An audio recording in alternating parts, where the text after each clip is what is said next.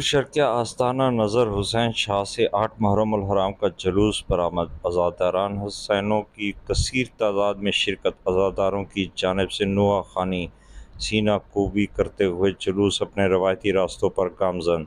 दाखिली और खारजी रास्तों पर सिक्योरिटी के सख्त इंतजामात।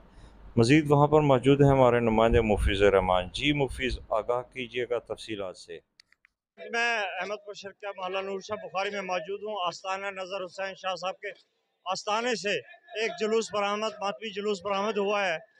हमारे साथ एक अज़ादार मौजूद हैं, उन्हीं से जानते हैं ये कितना अरसा दराज से जुलूस जो है निकाला जा रहा है और अपने रवायती रास्तों से कहाँ कहाँ से गुजरते हुए और कहाँ इख्तिताम पजीर होगा। जी, हमारा पाल दादों से ये जुलूस बरामद किया जा रहा है, जो अपने रवायती रास्तों से होता हुआ अकब यूसुफ वाली चौक में 3 बजे इस्लाम पजीर होता है।